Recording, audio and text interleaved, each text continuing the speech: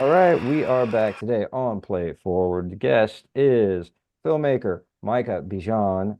He is a filmmaker, actor, and composer. And Micah, thank you so much for being on the show. Thank you for having me. Thank you for having me. It is very much my pleasure to have you. We're going to be talking about the inspiration for the micro shorts that you've done, Moving Target, Kink, and Kofa. Did I get that? Yeah, you did. All right, awesome. Great job. I'll always second my guess on myself on those important things like names. And we'll talk about the inspiration and the meaning behind kind of the approach to the work that you're doing, which is very interesting. And before we do, I just want to say you were nominated by Kevin Yoka and prior guest on Play It Forward.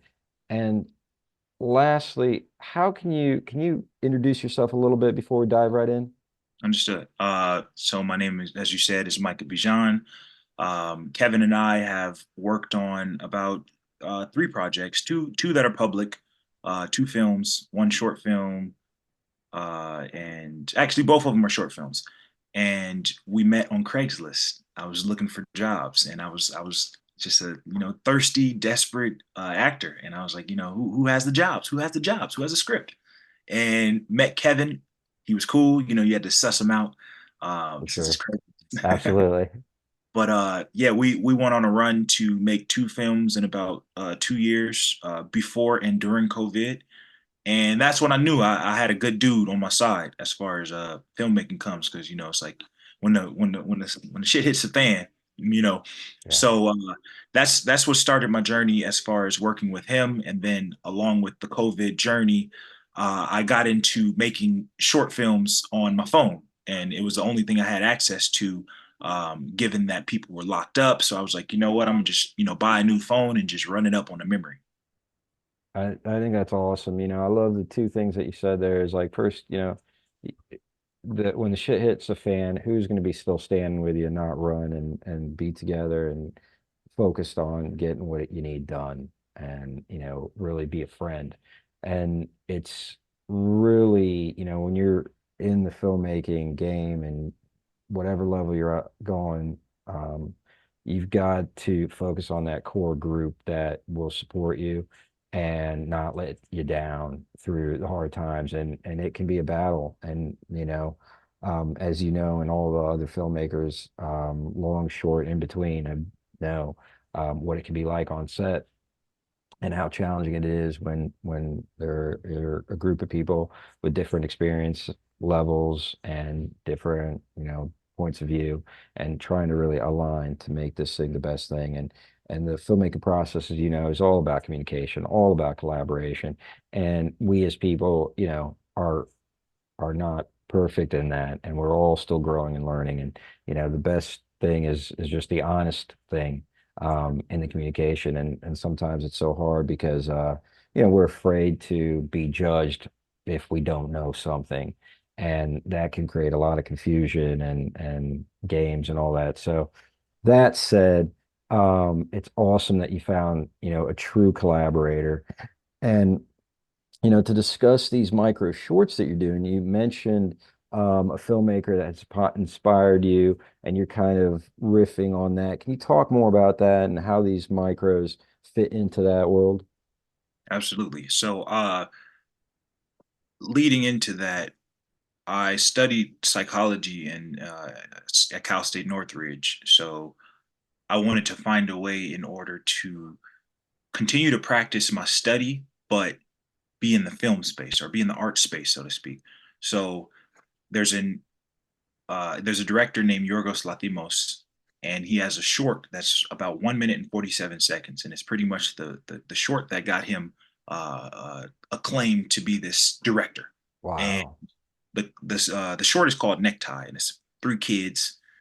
Like I said, 1 minute 47 seconds, 30 seconds of it are credits, I gotta and check that out. got Yeah. to. I can send it to you after too, or it's Thank on you. YouTube, whatever. Whatever. I have it on my Yes. desktop of my phone, I'd and love to see it. Thank you. so I said to myself, I have a problem with being concise with a message, and if I could encapsulate Yeah. uh, an idea that stems from three sentences, maybe one sentence, one long sentence, I love that. no end. And I keep it to where I can edit it in the same day, score it, or put some type of pre-made score on it, put it out. Don't think about it. If I'm thinking too hard and if it's going longer than a day, then it's something that I can't capture that day. It's out of my means. So those were my parameters. I had a gimbal. I made sure that all my settings on my phone were at the top. Like whatever they were, just top everything. And I would think to myself that day, like, what am I trying to say today? So with moving target, with Nkofa, with Kink, there were three things that I was struggling with, or just three things that piqued my interest within that week or within that day. One of them I might have gotten the score first and then heard the words after, and some of them I had the conversation and then I said, okay, what would amp this conversation up? So I do a lot of top down or bottom up thinking, and I Mm-hmm. reverse it. So Ankofa was a situation that I was dealing with, a person I was dating at the time, and we were having these conversations, and it was inspired by a Jay Electronica song, and he's talking about being naked in a world full of hatred. And so that's where we had set up in front of just like a in and out. And I was just like, you know what, let's just have a conversation. And then at the end of it, let's be intimate. But I wanted to feel intimate before it actually gets intimate. That one was just an intimate story. Now, kink, that's something to where that's a conversation I would have in my head and I would have with people more so that are a little more um, creative in the brain and creative in a relationship. I've always had those thoughts, but I didn't have a deep dive until late college, early 20s, and I grew up in the Christian community, so we didn't have a lot of this conversation. So I was like, what would pique the interest of my fellow Christians? And I was like, this one conversation right here that I know that we're having in our head. The twist with the conversation of kink is the inspiration that I have from John Carpenter, um, Halloween. So I like horror, and I was like, okay, what can make this sexy if I'm watching somebody? But then what can make it horror? And it's like, okay, if I now take the person that I'm watching, and that's our kink. I didn't say it in the actual film, but it's like, there's a kidnapping kink. I spoiled that, but um, then the moving target. Moving target is something that is more inspired by the way I grew up. I grew up in Los Angeles. It's a lot of gang community. There are a lot of different territories. You have to watch, what hats you wear, what color you wear, what type of phones you have. The more of a popular or expensive phone that you have, the more it makes yourself a target. So essentially, that project was a derivative of having a relationship with a person, but then the both of you thinking sideways. Be careful the things that you buy because those can also become the thing that make you a target. It's about the relationship in the beginning, but once you realize that the two people in the relationship are both thinking sideways, no one's actually thinking straight. It's I'm thinking about robbing this person, and you're thinking about where we can rob this person. So we're both in cahoots, and we're not getting any better. We're just seeing a person who's having a conversation about his day, and he's noticing us, but he's not noticing us in the way that we're noticing him. And we're watching his ways. He's having a conversation minding his business, but we're paying attention because he's our business. Yeah. Um, Great. I love, the intention and the initiative and saying, hey, I want to, as an artist, I want to focus on a concise statement. I want to tailor it to the median that is um conducive, uh Instagram, and I want to use that as a way of practice. I want to get practice and get my game up. And I think just keeping it simple is so important, keeping it to that sentence and then crafting that in a time that is manageable for you as an artist to do with all the other stuff you got to do, and then putting it out there, getting feedback, and going through that process over and over and over. Oh man, keep that, because you will get to the place where you've got your, you've got your stamp on it, you've got your mark, you're gonna get your thing. And it's already coming out. I can see in the titles, you've got a very nice little thing that you're working with the titles and the music and the kind of layered voice structure and the kind of like they're all three of them have this kind of like dreamy kind of movement, to them. And honing in that craft is so important. So it's really, great to see you do that. And in terms of the message and the meaning, and I think one thing that really struck me is being naked in a world of hate, or in a world of adversity, or in a world of struggle. It can be layered, because there's hate, there's love, there's pain. Right. There's no doubt about that, right? And how do we as humans, and all those three films have that in common. They have that element of pain. And how do you deal with pain? Like, you're going through your day, but somebody sees you as a target, and Hmm. through you're innocent, through no fault of your own, somebody's trying to use you or what you have to get what they want. And that happens, at all levels, right? Corporate, very wealthy, poor, everything, white, black, and all everything in between. So how do we work in a world that does that, where we're not where we're not callous to it, and we still can connect with our hearts with other people, you Right. know? Right. And that, and in that being like the essence, really, in the kink, there's also that kind of, trust factor, right? Where we trust each other in a sexual relationship to be together and play games and explore, but then, whoa, there's somebody that cross that line and try to abduct, use me Hmm. for what.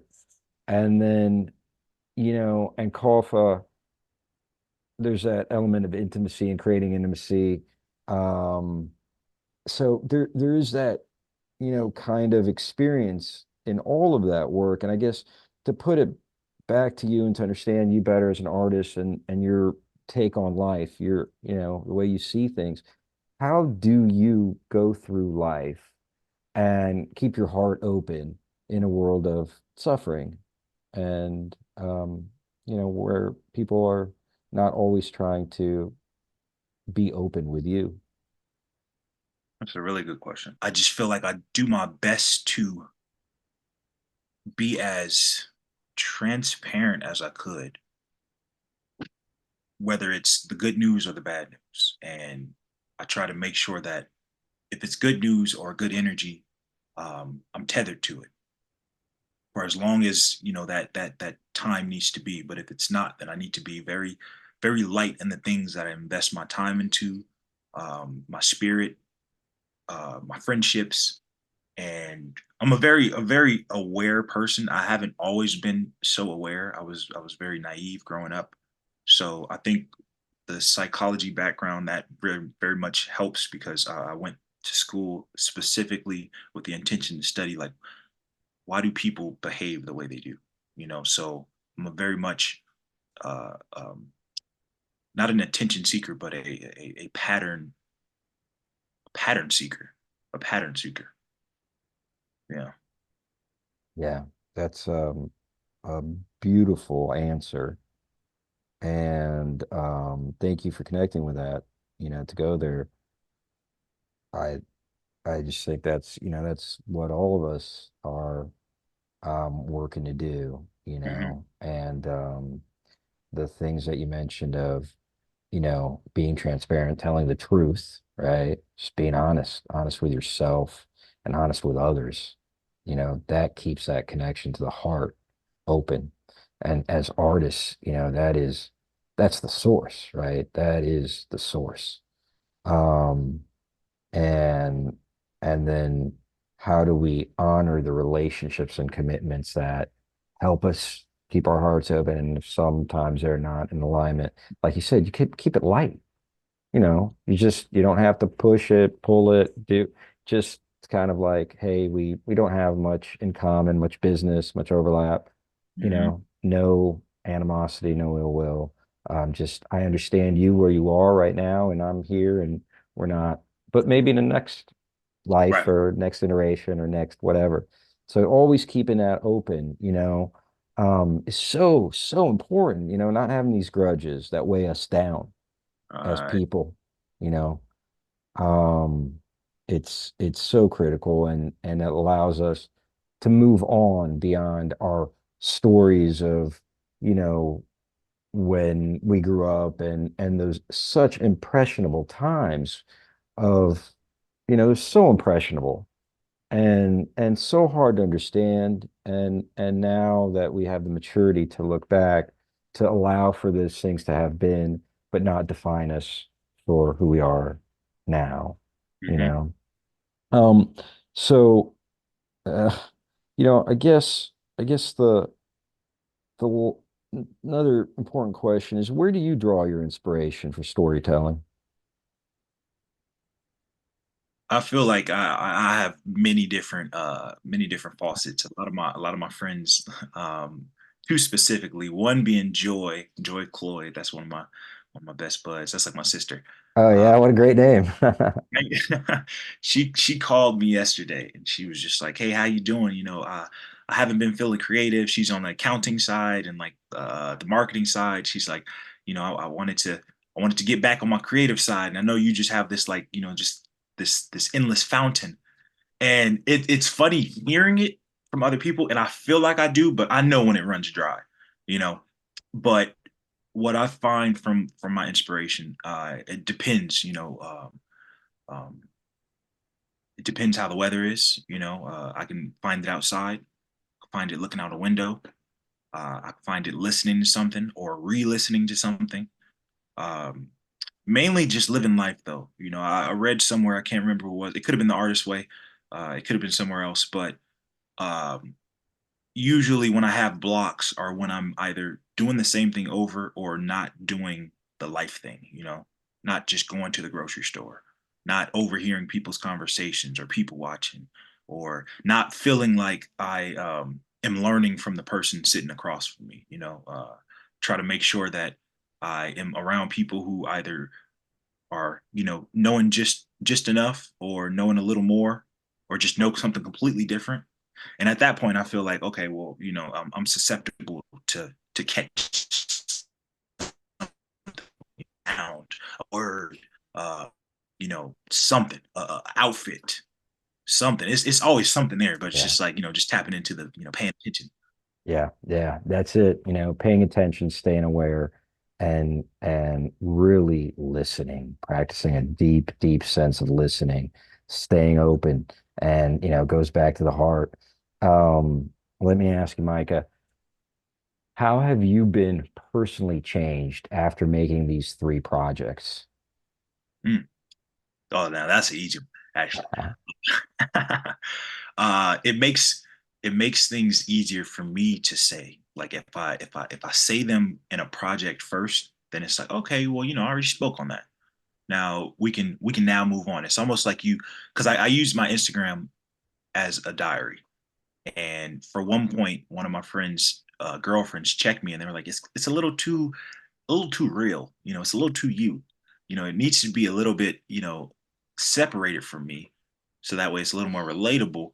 But I feel, I'm sorry, let me stay on point. You Repeat the keep going, keep going. You use it as your diary, and how have you been changed? How have you been changed by doing that?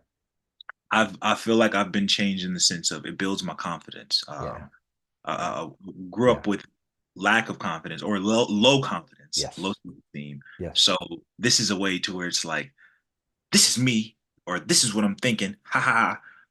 Put it in your face. Do something about I love it, man. And you know what? It's also like you get to, it's again goes back to being honest, staying open. Boom, here I am. it. Judge me? You want to judge me? Okay, go ahead, judge me. Right. But I see me. This is Right. what I see. I see. Oh, I get it. I see. And that's all. That's all the only person needs to see. Is you gotta recognize who you are. And Yeah. it took a while because Oh yeah. for a good minute, I didn't know who I was. Yeah. I was who I hung around, and I was Yes. what I did. But once I found out, oh, like, oh, this is me, and these are the things that I like to do when I grew up, I just didn't feel comfortable. Now let me find, the friends that feel comfortable doing this too, or, they don't have to be friends. Maybe they're just colleagues for the day. And once I realized that in the, the film space, I was like, oh, okay. So this is that thing that I just didn't know I could do. Yeah. You know, Yeah. It's beautiful. I mean, it's a beautiful journey of self-discovery. That's what we're all on. And to be in it is the inspiration. To be in it is boom, you're committed. It's faith, it's love and it's openness. And Micah Bijon, it is a pleasure and an honor to have you on the show. Thank you so much for sharing yourself. You are beautiful and I love you. And just keep it real, man, and just keep shining. You're doing it, and I don't even need to say that. I appreciate you. And I didn't say your last name early, but is all Kostya-Robachinsky? Woo! Almost perfect. Close enough. Almost, what Rubchinsky. Rubchinsky, Rubchinsky. Rubchinsky. Yep, yep. A lot of people like to put that Rubachinsky in there. I think there's a lot of I syllables. don't know where I put the I. I put the I between the B and the C. That's all good. It's all good. It was a pleasure, Micah. Thank you. Everybody on Play It Forward. I hope that you really enjoyed this one and I hope it helps open your heart. All right. Love, peace. Bye, Uh, everybody. Blessings.